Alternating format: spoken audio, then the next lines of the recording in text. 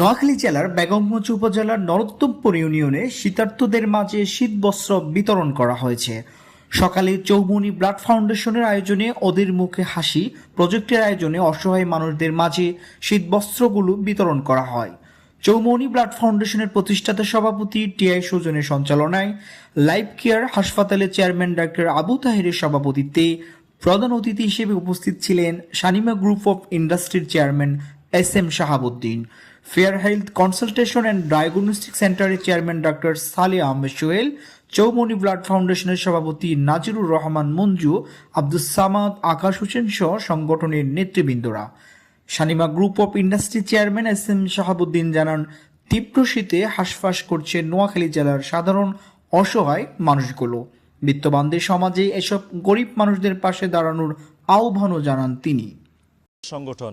এই সংগঠনটি অতীতে মানুষের পাশে ছিল, তারা মানুষের সুখে দুঃখে মানুষের পাশে ছিল। তো তারই ধারাবাহিকতায় তারা উপলব্ধি করেছে চৌমুহনীতে যে পরিমাণ শীতের প্রকোপ বেড়েছে, মানুষের পাশে কম্বল নিয়ে আসা উচিত। তো আমরা তাদেরকে সবসময় উৎসাহিত করি।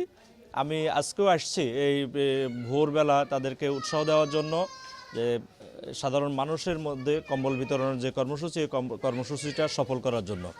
তারা অতীতে যেভাবে নানান ধরনের উপকরণ নিয়ে, নানান ধরনের প্রোগ্রাম নিয়ে মানুষের পাশে আসছে, এবং তারই ধারাবাহিকতায় আজকের এই কম্বল বিতরণ কর্মসূচি।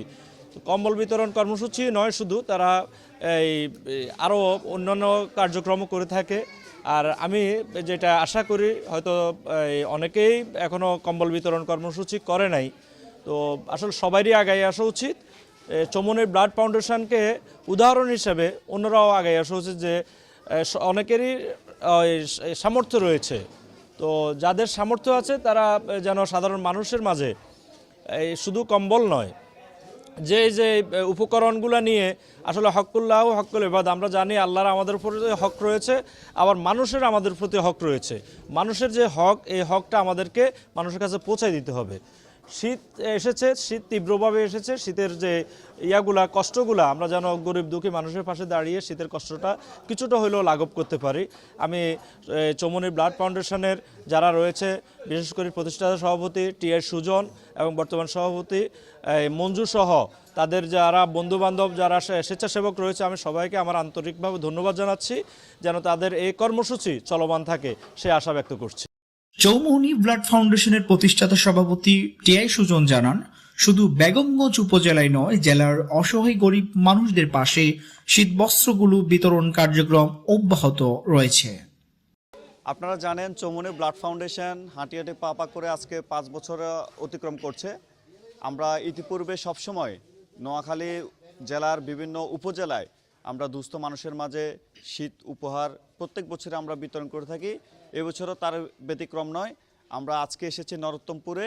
আমরা এখানে প্রতিটা ওয়ার্ড থেকে 10 জন করে প্রায় 90 জন, আর এক্সট্রা কিছু আছে, সব মিলিয়ে প্রায় 100 জনের মতো একটা লিস্ট করেছি। এই ইউনিয়নের বেগমগঞ্জের 16টা ইউনিয়নে আমরা এইভাবে প্রত্যেক ওয়ার্ড থেকে নির্বাচিত করে যারা পাওয়ার যোগ্য তাদের হাতে আমরা শীত উপহার পৌঁছে দিচ্ছি। সামনে রমজান আছে, ইনশাল্লাহ রমজানেও আমাদের প্রত্যেক বছরের মতো এবারও আমাদের কর্মসূচি থাকবে।